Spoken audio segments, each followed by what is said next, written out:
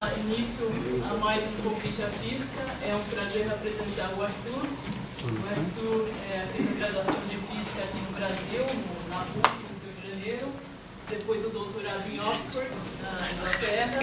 Depois voltou ao Brasil e depois foi morar no Fermilab, quer dizer, ser perto do Fermilab, algumas vezes literalmente dentro do Fermilab, mas que trabalhou com constituintes fundamentais da natureza, trabalhou por 2 anos no Fermilab e depois voltou para o Brasil, onde ele veio enriquecer a física no Brasil. Então é um prazer apresentá-lo.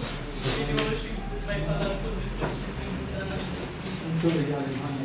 Vocês vão falar do Fermilab, vocês vão ver aqui tem uma fotografia do Fermilab e o novo laboratório. A gente vai falar sobre aceleradores, como a gente estuda as menores porções de matéria, assim. Mas antes eu queria agradecer muito essa oportunidade, agradecer ao USP, agradecer a vocês. O convite foi pela professora Renata, então, agora Rua Gama, me recebendo aqui. Renata não está. É um prazer enorme estar com vocês. Se alguém sentir que precisa interromper o que eu estiver dizendo, sinta-se à vontade. Se eu sentir que o tempo está apertando, eu me viro de algum jeito. Vocês imagino que estejam todos me ouvindo bem. A Ivone, que acaba de me apresentar, conheci ela no Fermilab, ficamos amigos. Eu passei os últimos 15 anos da minha vida no local que vocês vão ver aí em algum momento. E em 2005 eu voltei para o Brasil. O que a gente vai ver é exatamente esse estudo que já teve o nome de estudo de partículas elementares. Agora, cada semana ele tem um nome novo, o nome atual é Física de Altas Energias, mas o que eu quero mostrar, o programa basicamente, vamos rapidamente pegar uma perspectiva histórica, para ver o que a gente aprendeu com a história, mas o mais importante, a coisa que eu quero mostrar aqui, é onde é que a gente está. E vocês vão ver que a gente está numa espécie de um beco. Não é um beco sem saída, mas a gente está com problemas. E o que a gente espera do próximo passo? E o próximo passo é basicamente, eu acho que até por isso esse convite bem oportuno, porque o próximo passo é justamente o próximo acelerador de partículas, que vai começar a inserir feixe, vai começar a esquentar os motores agora em junho. E eu quero mostrar a vocês até onde a gente chegou com os aceleradores anteriores, ou com a física, com todos os experimentos anteriores, e o que a gente espera dessa nova geração de experimentos. É como se fosse uma viagem, vocês podem, como eu escrevi lá, uma viagem ao interior da matéria. Quer dizer, o que a gente vai buscando é empurrar a fronteira das menores porções de constituintes da matéria que a gente pode estudar. Vocês podem, por exemplo, eu falei em fronteira, ela está mais ou menos aqui. Está mais ou menos aqui. Isso aqui é a última coisa que a gente entende, e eu vou mostrar para vocês que a gente entende mais ou menos. Tem uma teoria muito boa, mas ela tem pontos importantíssimos que estão sendo questionados. A primeira coluna é uma coluna de escalas, porque a gente vai usar muito essa terminologia. A gente começa com a escala humana, que é 1 metro, mais ou menos, são as dimensões humanas. Depois dá um pulo fantástico, quem não está acostumado com potências de 10 a menos 9 metros, seria 0,801 de metro. A gente chega na escala molecular, escala atômica, escala nuclear. Essas coisas foram, cada passo desse, como se fosse um momento histórico em que essas escalas foram sendo estudadas e desvendadas através de experimentos. E a gente chega nessa última aqui, é a WSB, eu não sabia o que botar aí, isso quer dizer quebra da simetria eletrofrágil, nós vamos falar um pouquinho sobre isso, ali está a Electroweak Symmetry Breaking, mas o que é importante a gente ver agora é que a gente está estudando distâncias da ordem de 10 a menos 18. Se vocês olham, isso aqui são os comprimentos característicos do que a gente estuda. A próxima coluna são unidades características, e a partir da unidade da região atômica, eu estou botando em termos de energia.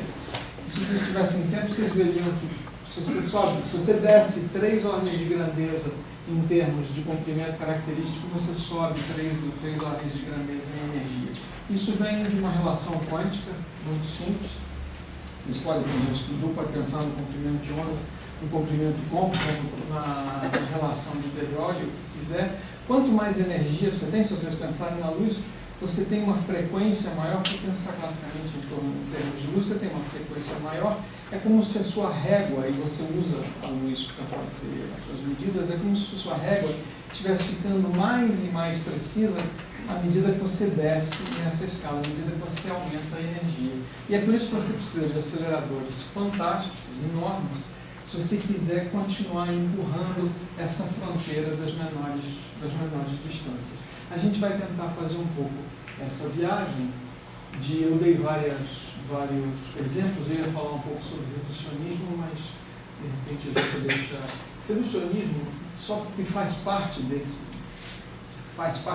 caminho, é essa ideia de que você, cada vez que você atinge uma região mais profunda, menor em termos de constituintes, você vai explicando as regiões que vão acima. Isso é um problema filosófico que a gente não vai entrar, porque tem pessoas que acham que existem barreiras aí, como por exemplo a transição quântico-clássica poderia ser um desafio para o reducionismo, mas é uma questão filosófica. Muita gente acha que é questão que isso realmente não é absolutamente correto. Um exemplo que seria reducionismo, já que eu falei, se você está na escala humana, você pode fazer, você não precisa entender o que é um gás, mas você tem os conceitos de temperatura, pressão, volume, e você faz uma equação que relaciona temperatura, pressão, volume, você desce para moléculas, você já é capaz de gerar uma mecânica estatística e descrever aquela equação através do movimento de molécula. Você tem certos experimentos que vão violar aquela equação, você vê que ela não é exata, aquela equação, mas se você estudar agora como que as moléculas são feitas e perceber que existem interações de Van der Waals, por exemplo, você já faz novas correções, então você vai aprofundando o seu conhecimento e você, através das pequenas porções de matéria, você vai explicando as maiores. Isso seria um exemplo de reducionismo. Mas eu estou interessado no fim da viagem. Eu estou interessado realmente em chegar nas menores distâncias, o que a gente viu até hoje com os maiores aceleradores. Antes disso, eu vou dar um flashzinho de 1860 a 1930, porque com a história a gente aprende um pouco a interpretar o que está acontecendo hoje. 1860, estamos tentando entender de que a matéria é constituída. Né? Em 1860, já uns 56 elementos puros e insociáveis eram identificados, todo mundo conhece a história da tabela periódica dos elementos, e o grande desafio da época era você catalogar e entender por que a natureza era constituída por esses elementos básicos e por que eram tantos. Muita gente já tinha começado a desconfiar nessa época que esses elementos, de repente, não eram mesmo elementos, eles já eram feitos por outra coisa, a próxima camada de subestrutura, que no caso vem a ser os átomos, a próxima camada que vem a ser a estrutura atômica, ou seja, você já não começar a perceber que esses elementos talvez não sejam realmente elementares, existe uma coisa em comum.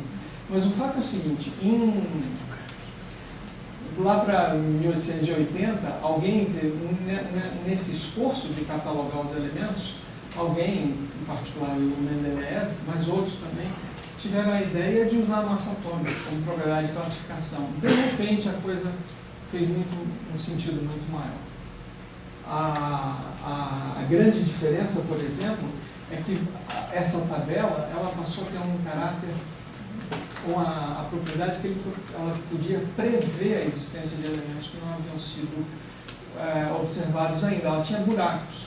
E onde havia buracos nessa tabela, o pessoal disse, tem elementos aqui, a gente ainda não isolou, a gente ainda não descobriu. Isso era uma característica, isso foi um salto muito grande que permitiu você finalmente catalogar a tabela e catalogar os elementos. Mas lembra, catalogar, mas ainda é um esquema, o modelo está funcionando, mas você ainda não tem uma teoria por baixo para explicar o que está acontecendo.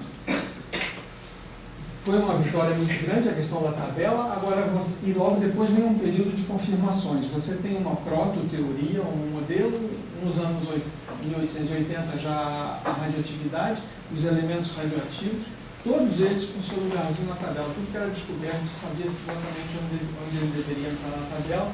10 anos depois, no final dessa década, os gases nobres entendidos. Isso vai até, eu não sabia disso, até 1945, foi um prêmio Nobel, com o entendimento de que eram realmente os lantanídeos, os actinídeos e como que eles entravam na tabela. Então, a gente pode ver esse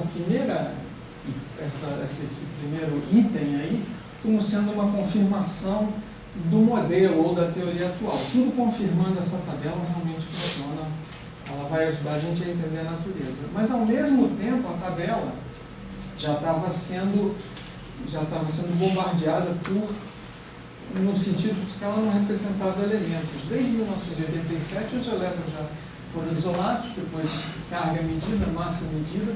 Em 1903, o Rutherford já diz que a radioatividade, aquilo que foi descoberto em 1880, que aquilo provém da desintegração de átomos, ou seja, átomos já não são aquelas coisas indestrutíveis e elementares. E em 1911, a grande revolução. Eu acho que todo mundo deve ter ouvido falar na experiência de Rutherford, mas basicamente o que ele fez, eu preciso de falar um pouquinho sobre isso, era uma mesa menor do que essa, onde tinha uma fonte radioativa, e uma folha fininha de ouro. E ele queria saber como ele já estava com essa história de desintegração de átomos, ele queria entender como era a estrutura do átomo. O átomo não era uma pelotinha indivisível, ela tinha uma estrutura. Para entender isso, ele bombardeou átomos com radioatividade, basicamente com partículas alfa. É uma emissão espontânea, e o que ele observou é o seguinte: essas partículas alfa batiam na folha de ouro, e esperava-se que elas fossem passar direto.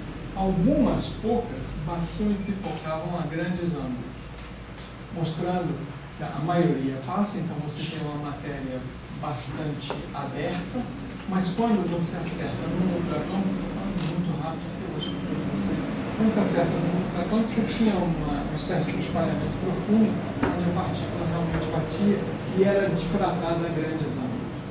Isso foi uma experiência desse tamanho aqui, e o detetor, quer dizer, como se fosse um acelerador, um exemplo de um mini acelerador que bate num alvo e você quer ver o que acontece com as sondas que você está acelerando contra o alvo.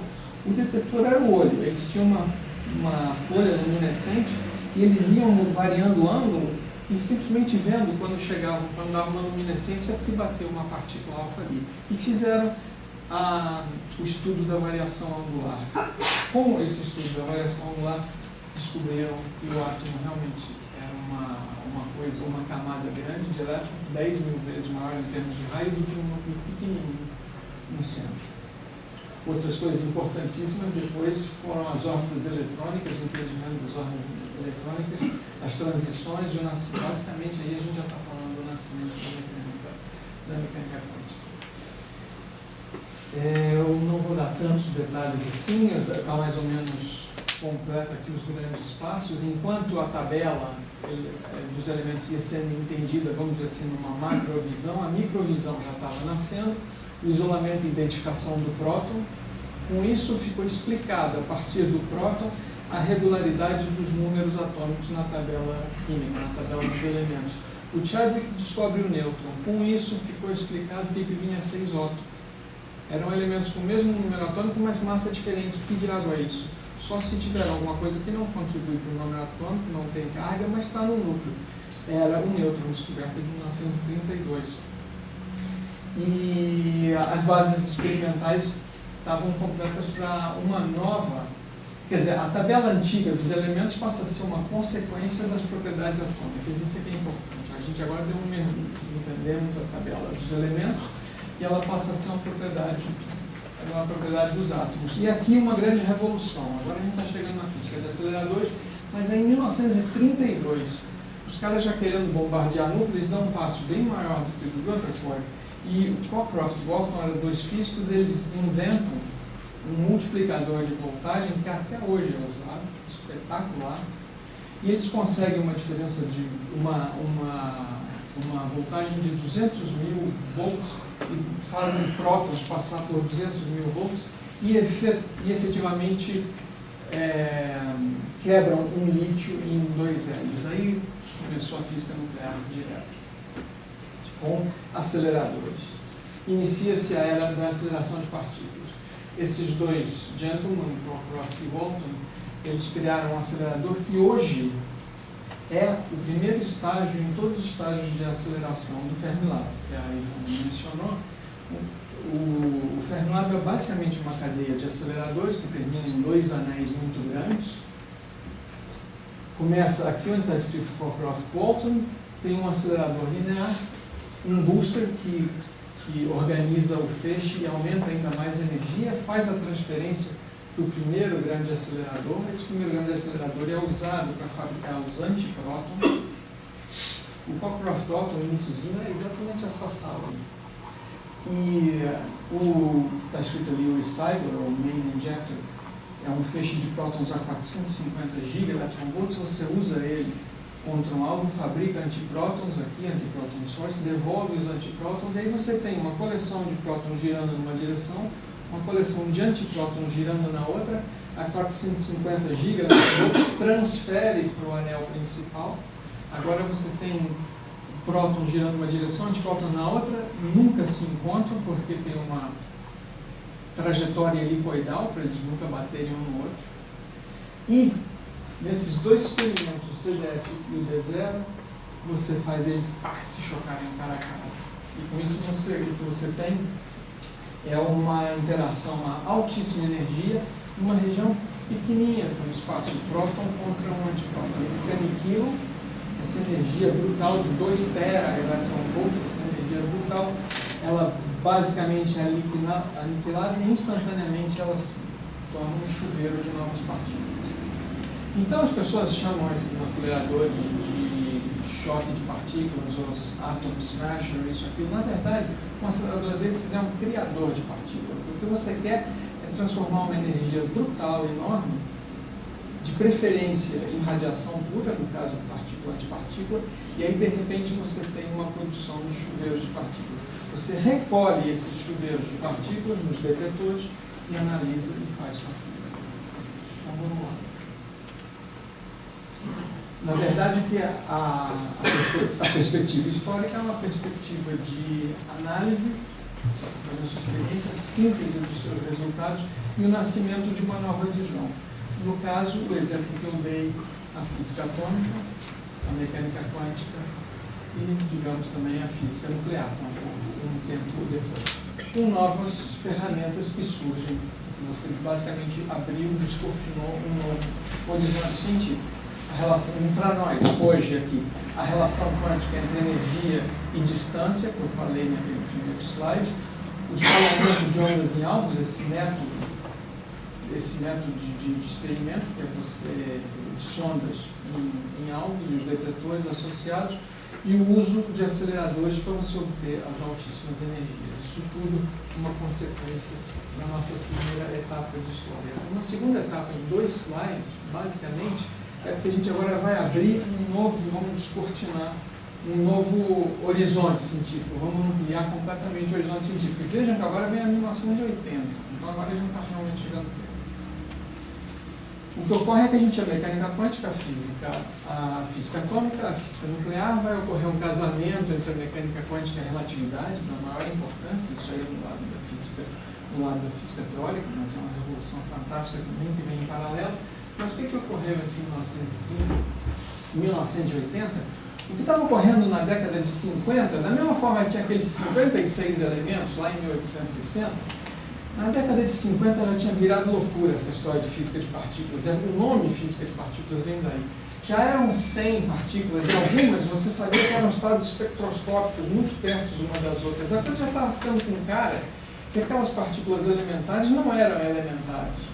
Da mesma forma que os elementos lá da tabela periódica estavam na cara que eles não eram elementares, que havia alguma coisa que explicava aquela regularidade. Né? Colunas na tabela periódica são simplesmente última camada de valência de elétrons com as mesmas propriedades, coisas desse tipo, né? Explicações a um nível mais profundo. Aqui a coisa estava começando a acontecer por volta de 1950, mas teoricamente problemas graves. A parte eletromagnética resolvida, as interações fracas não resolvidas e as fortes pior ainda. Havia sistemas de classificação, novamente, a mesma coisa que se fazia com as tabelas periódicas, só que agora um pouco mais elaborado, usando simetrias, matematicamente usando os grupos de simetria. Em 1960, vem uma revolução muito parecida com o Rutherford de 1911, e ocorreu no SLAC, uma experiência até semelhante. Porque aí você está fazendo um bombardeio de prótons, lembra que antes o Rutherford estava fazendo um bombardeio de átomos. Agora, a gente está fazendo um bombardeio de prótons por elétron. A sonda é o elétron e o próton é o alvo. E esse bombardeio revela a estrutura interna nos prótons também. Nós estamos na década de 60. O nome quark vai aparecer aí por 1966, coisa assim.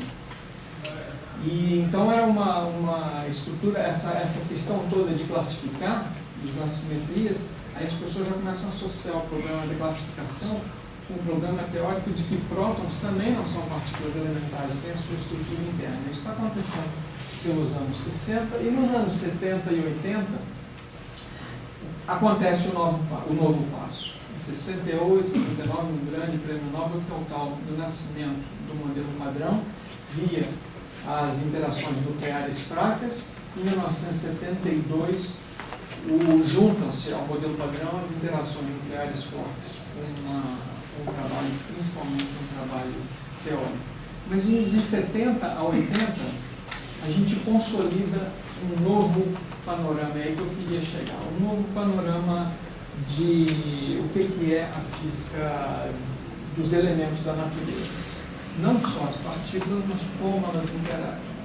Então, as grandes novidades são a classificação de toda a natureza em termos de quarks e leptons. Eles têm propriedades bem diferentes, vamos ver já já.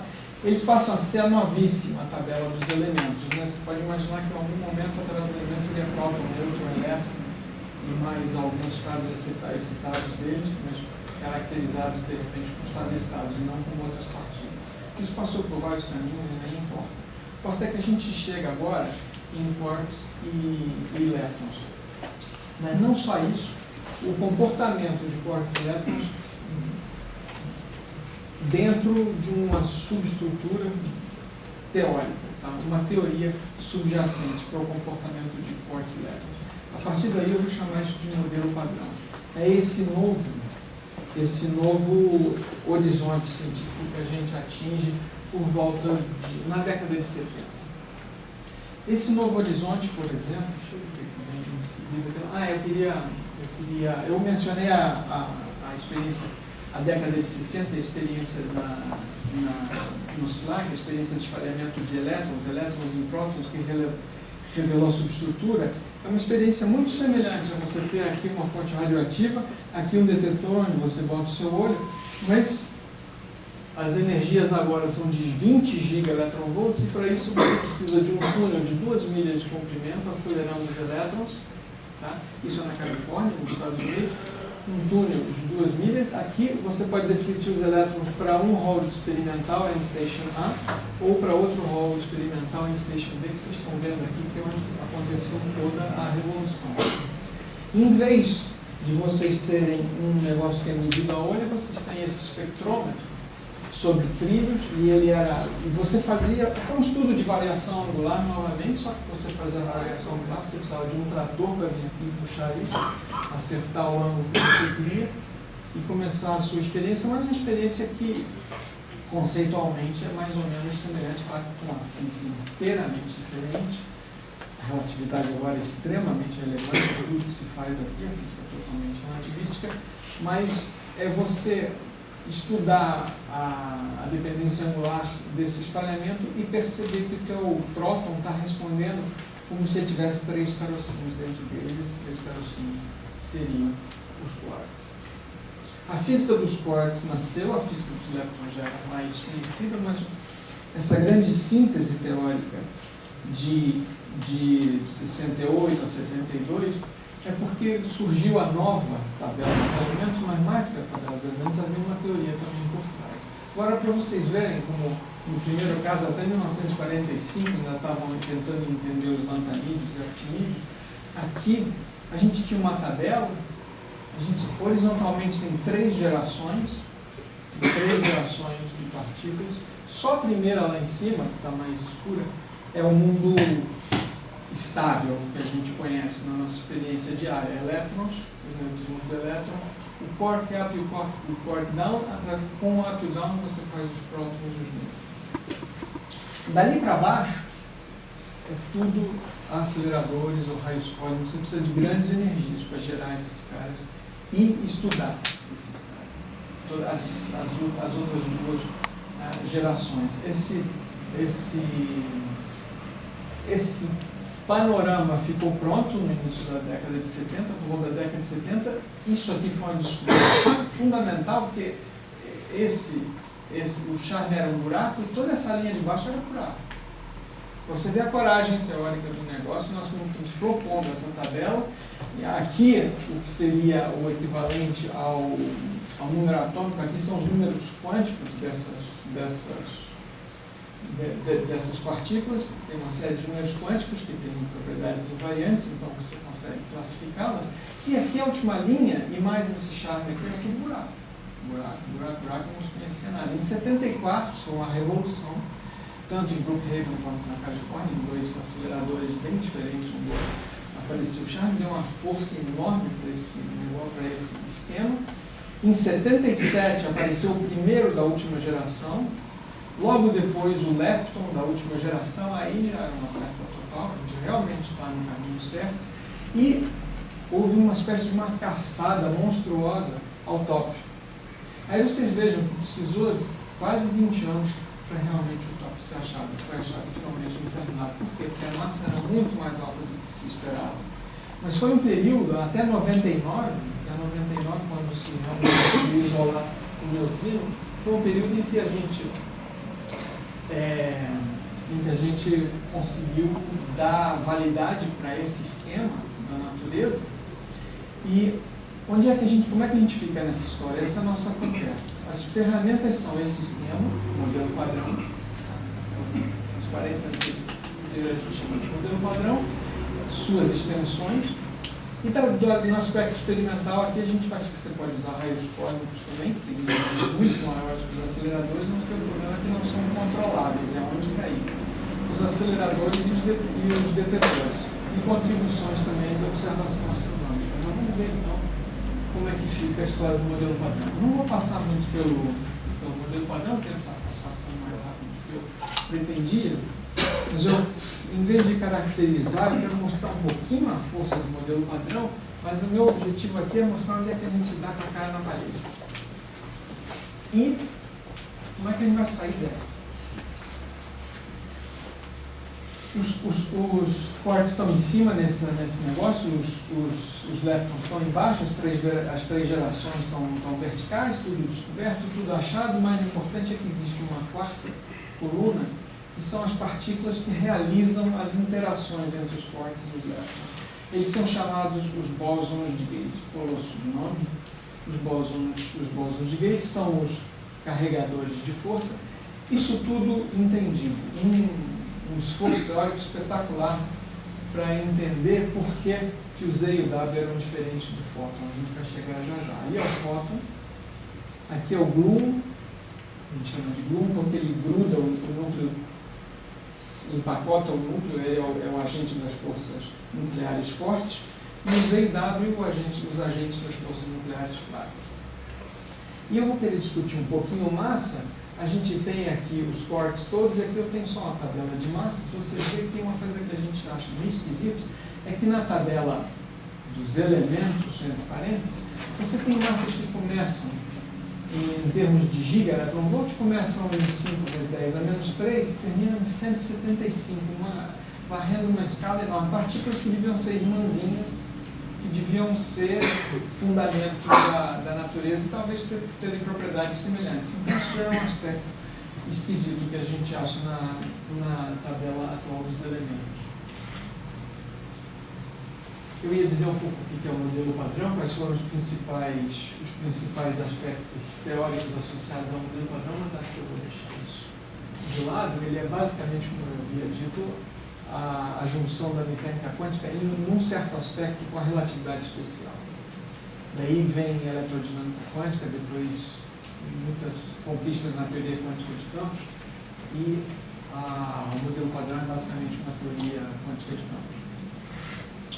Mas são 30 anos de sucesso. A gente parou onde? Nós paramos na década de 70, 80, e isso é uma coisa que deu incrível, inesperadamente certo. Isso aqui, novamente, é um aspecto histórico, uma lista de descobertas impressionantes, sempre corroborando o modelo padrão. Não só que a natureza era feita por aquelas gerações de corpos elétricos, mas como eles deviam interagir.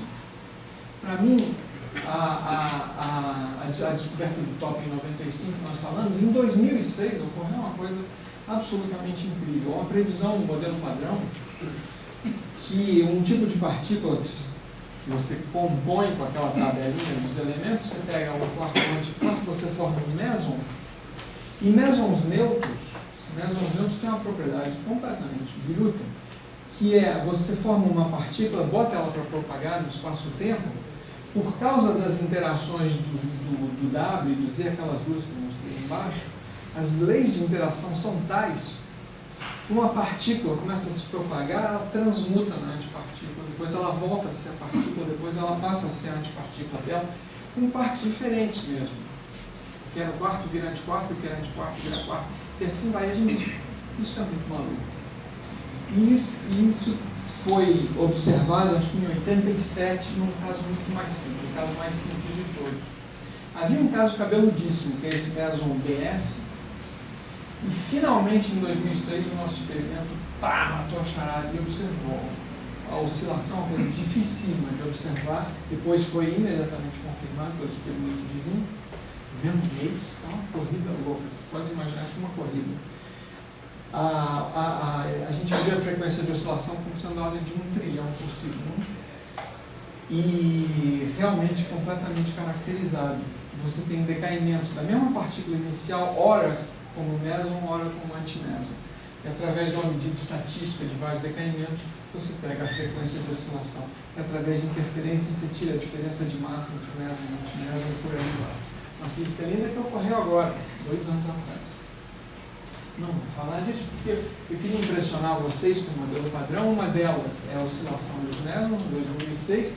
A outra é muito impressionante também. Eu falei que o top foi descoberto em 95 e a gente queria saber qual era a massa do top. Aquela monstruosidade de 175 gigaelectronvolts, na verdade 172, a mais moderna, nas últimas massas. O CDF e D0 são aqueles dois experimentos que eu mostrei no croquis, sempre fazendo novas medidas, porque a precisão da massa do top é muito importante para a massa do Higgs, que a gente vai chegar já já. E observação direta, você tem uma massa de 172 gigaelectronvolts, vamos dizer. Agora, suponha que o top não tivesse sido descoberto. O top não descoberto são esses experimentos aqui, o EP1, o SLD, o EP1 e o SLD com mais umas outras medidas. Se você simplesmente usasse matemática, teoria, tudo que você tinha visto antes do top, sem saber que o top existe, mas supõe a existência do top, você simplesmente usando essa teoria, usando o modelo padrão, você era capaz, com essa barra de erro, prever que a massa dele deveria ser 172. Dentro da teoria. Aquela barra é uma incerteza teórica. Então seria a força dessa teoria.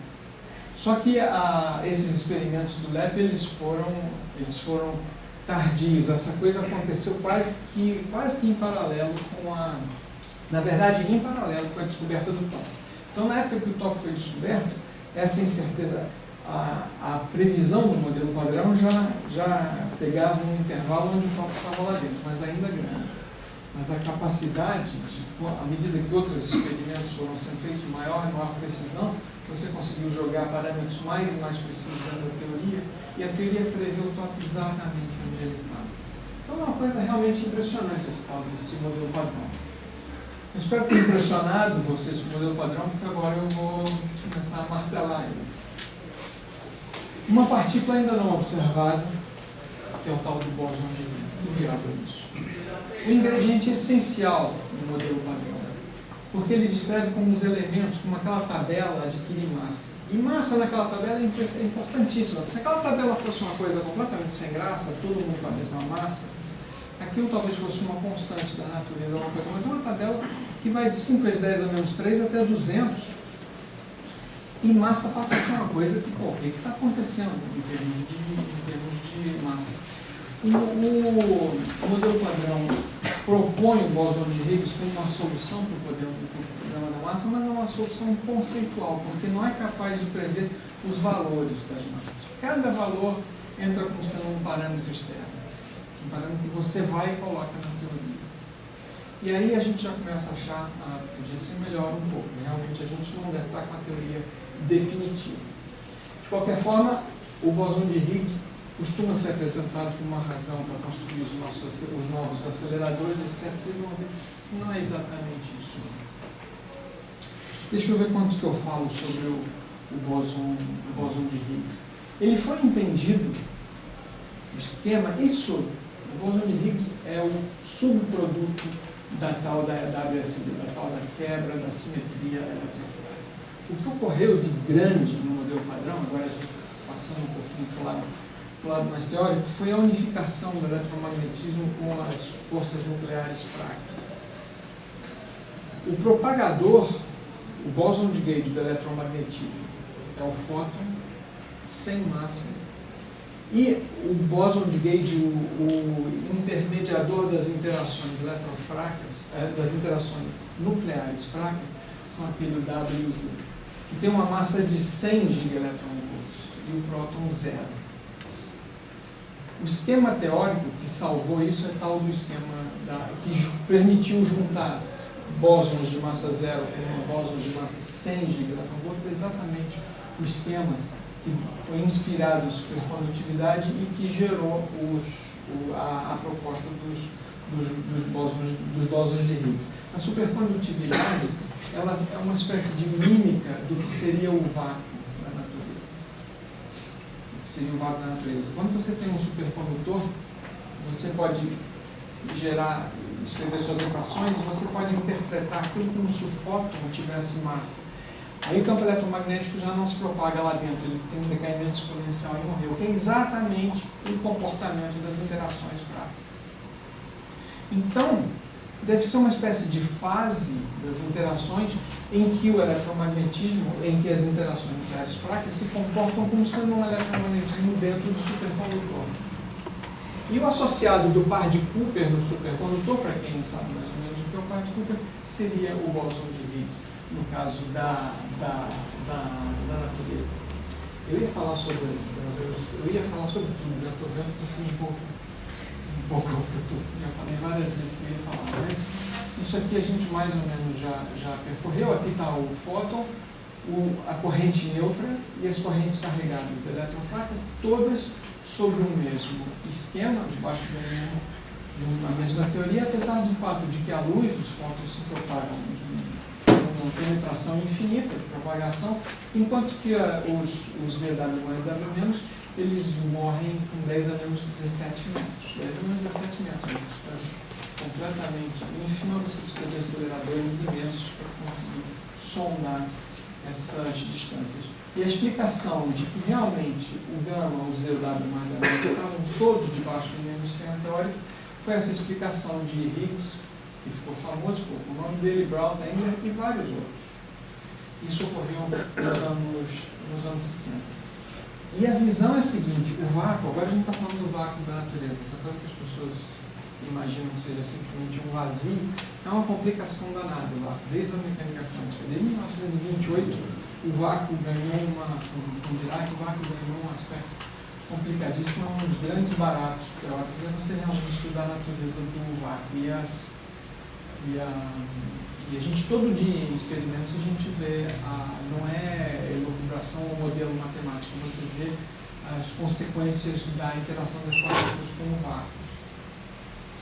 E essa explicação é basicamente você imaginar que o vácuo é um condensado, é uma espécie de como se imagina um meio viscoso de graus de liberdade do bóson de Higgs. Não são bósons de Higgs, mas são a capacidade de você dar um piparote e gerar um bóson de Higgs. Então, entender o Higgs, eu sei que eu disse que eu vou passar aqui uns 2 ou 3 minutos, tentando entender o que vem a ser o Higgs. A quebra da simetria que permite você dizer que as interações eletrofracas são idênticas ao eletromagnetismo, só que existe essa quebra de simetria que dá massa aos propagadores eletrofracos, a consequência dela é você ter um espaço, um vácuo, em que além de muitas propriedades do vácuo, ele também tem essa propriedade de ser um condensado desse campo de Higgs. Uma partícula atravessando esse campo de Higgs, quanto mais massa ela tiver, mais ela interage com esse campo. Tá? E o resultado, a massa dela, vem justamente dessa espécie de dragging, essa espécie de viscosidade, entre aspas, que a partícula vai ter ao se propagar com o vácuo. Essa é a visão que a gente pode dar do que o condensado de Higgs está fazendo com a natureza. Basicamente, o que ele dá é essa variedade enorme de partículas, massas diferentes, vocês, a gente, o mundo, os planetas, tudo passa a ser consequência disso. Porque se a simetria não é quebrada, vocês têm as interações fortes, vocês têm as interações fracas, o eletromagnetismo é completamente idêntico às interações fracas, você não consegue variedade na matéria, você não consegue esse universo que a gente chama. Seria uma sopa cinza aí, sei lá, totalmente simétrica. Então isso a gente é um ponto realmente crucial. E a gente tem problemas com esse ponto crucial. Houve um prêmio, quer dizer, todo o esforço de aceleradores existe muito mais do que simplesmente o Higgs. Mas o Higgs era a coisa que estava na moda. E houve um momento em que os políticos se irritaram com os físicos, e a dona Margaret Thatcher, que era a primeira-ministra quando eu estava fazendo meu doutorado, detestava ela, mas enfim, ela é muito mais esperta do que eu, me irritava, não por ser mais esperta, por ser irritante, mas tem um momento que ela vai no parlamento, convida 2 ou 3 físicos, eles botam as mãos nas cadeiras e diz: vocês só querem dinheiro. Vocês ficam falando partícula de Higgs, ficam falando coisas que a gente não entende. A gente pode dar dinheiro para vocês se realmente for importante, mas eu aqui estou lançando um desafio para toda a comunidade de físicos do mundo. Vocês têm que explicar em termos muito simples o que é o bóson de Higgs. Se conseguirem, além de tudo, ganham uma caixa de champanhe. Foi aquela coisa assim, completamente. E realmente as pessoas levaram essa história a sério, e na verdade quem ganhou o tal do desafio foi um físico inglês do University College em Londres, David Miller, o nome dele, tão engraçado pra caramba. E ele chamou com essa seguinte história, e eu achei ela ótima para entender realmente a natureza do vácuo, o que vem a ser o Higgs, o que vem a ser massa. Imagina uma festa, de preferência uma festa de físicos. Tem uma festa. Então, está todo mundo conversando, 2, 3, todo mundo conversando, mas não existe nada, assim, aquela coisa completamente distribuída no salão. Isso seria um condensado de Higgs. Isso seria a natureza do vácuo, mas não total, só esse grau de liberdade do aspecto Higgs. Aí chega nessa festa o Einstein, ele entrou no negócio. Aí o que acontece? Chega ele correndo de sede e a cerveja está lá do outro lado da parede. Ele chegou, imediatamente, todo mundo reconhece ele, todo mundo se aglomera, ele quer falar com ele, tira uma fotografia comigo, minha avó foi sua namorada, assina esse livro para mim. E dá esse problema, e o Einstein está interagindo enormemente com o vácuo e mal consegue chegar na cerveja dele. Isso seria uma partícula de muita massa. A partícula quase sem massa seria eu entrando nessa festa. Tá legal? Seria mais a partícula sem massa seria... Esse é o efeito do condensado de Higgs. Ali à direita está mais ou menos como se processaria a quebra de simetria. É uma coisa que vocês percebem que é uma figura em que a simetria permanece, mas tem uma coisa esquisita, onde a posição de equilíbrio deixa de ser o centro, mas passa a ser. Isso é mais ou menos como é que a gente descreve matematicamente esse aspecto. Mas isso aí, vocês já sabem tudo sobre o bóson de Higgs. Então, a gente tem um esquema matemático, as interações são perfeitas, a capacidade de previsão dessa teoria é espetacular, mas o pivô do crime ainda não foi observado. Tá? Então, as buscas, da mesma forma que houve buscas ao quarto top, que terminou em 95, atualmente é a guerra total achar o Higgs. E a gente tem duas frentes de trabalho. O acelerador, coitado do Fermilab, com 2 tera-electronvolts, já começando a caducar, tadinho, já fez o que ele nasceu para fazer, que era basicamente ver a massa do top, ainda deu de bônus a oscilação dos mesons e milhares de outras coisas, eu escolhi essas duas. E, dentro do modelo padrão, a gente tem uma espécie de curva de verossimilhança de tudo que a gente já observa no modelo padrão e acha que a massa do Higgs deve estar ali por volta dos 100 gigaelectronvolts. Se a gente levar o modelo padrão super a sério e fizer uma razão de verossimilhança, com tudo que se observa dele, a massa dele ainda está entre 87 mais 36 e menos 27 a 68% de nível de confiança. Está com um pouquinho de estatística, a massa devia estar por ali. Os aceleradores já conseguiram excluir essa faixa amarela toda, ou seja, já se sabe que o Higgs é mais pesado do que 114 gigaelectronvolts, senão ele teria aparecido. E como eu falei, tem duas frentes de busca do Higgs. Um é o Tevatron agora. O Higgs é, além da capacidade da gente observar, eu faço parte dessa guerra, o Higgs está além da nossa capacidade de observar, mas nem tanto em alguns aspectos.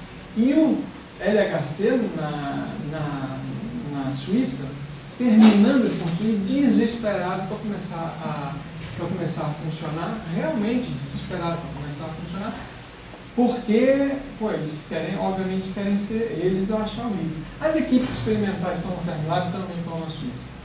Vão de um para o outro, está havendo uma espécie de uma migração.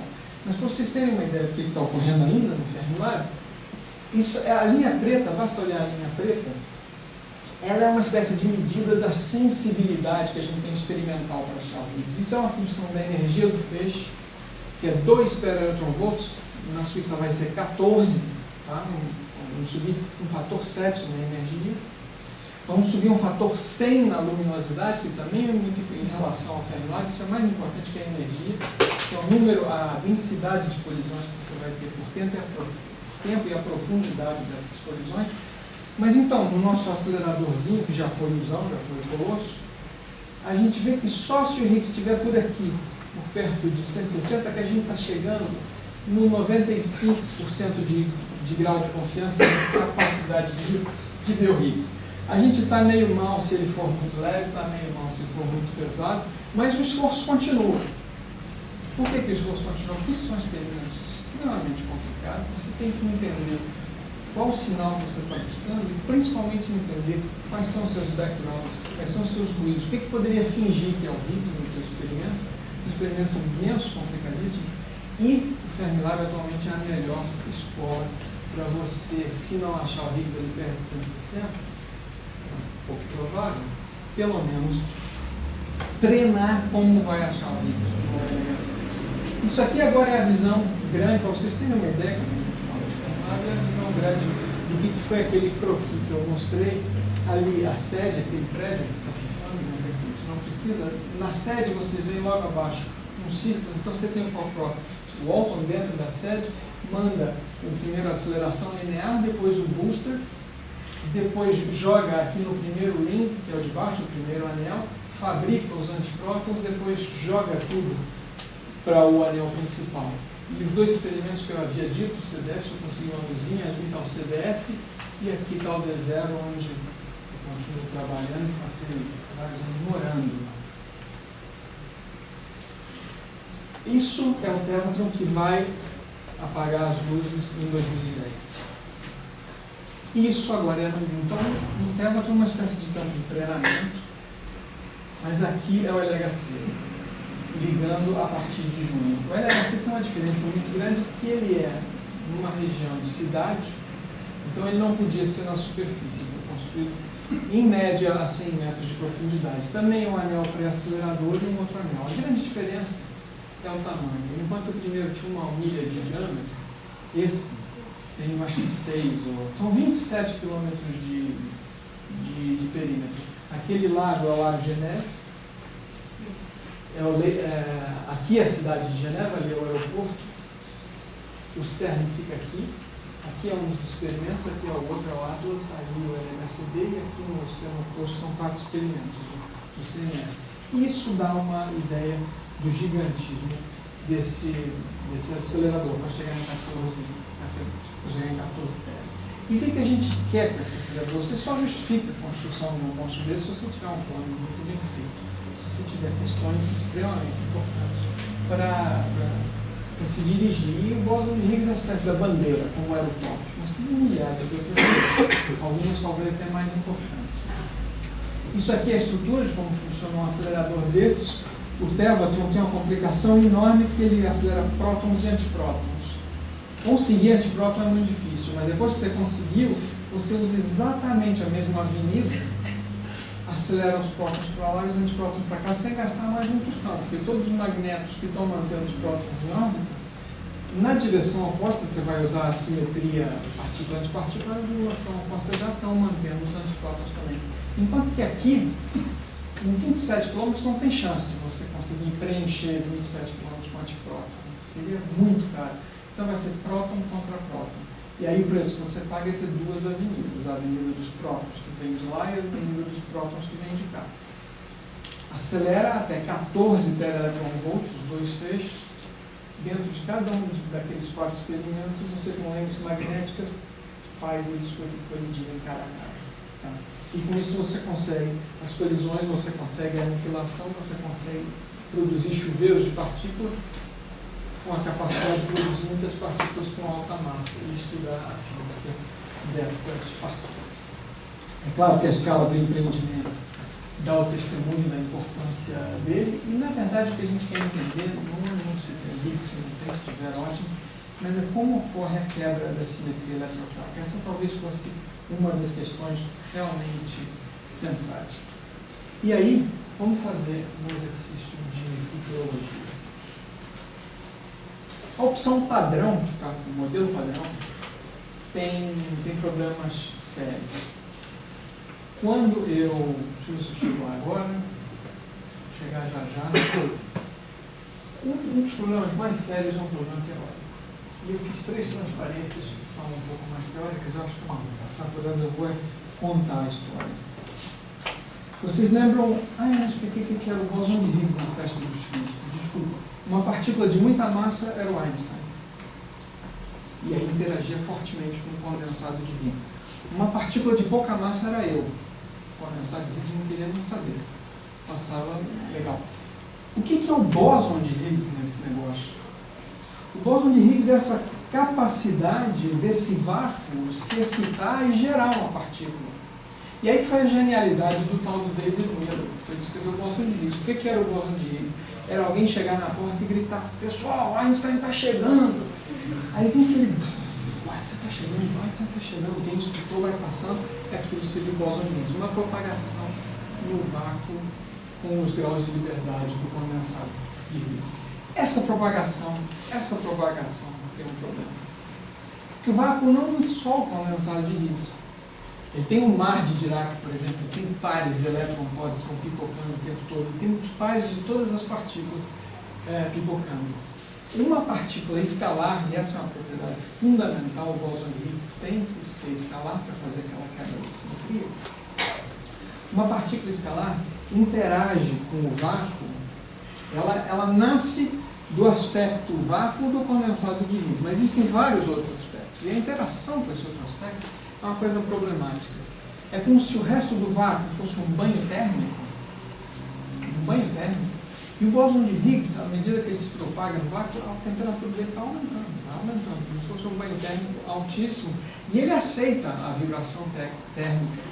Isso aí é uma espécie de propriedade do bóson escalar.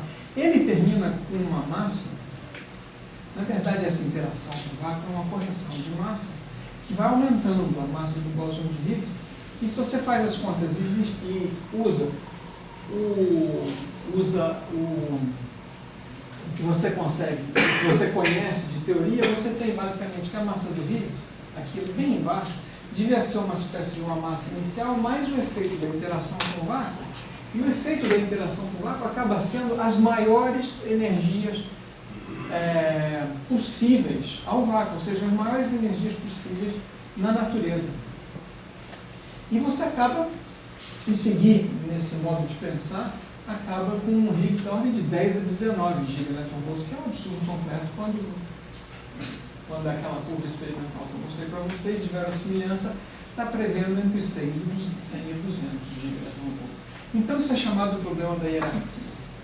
Muita gente já deve ter ouvido falar nesse problema, que também está ficando na moda.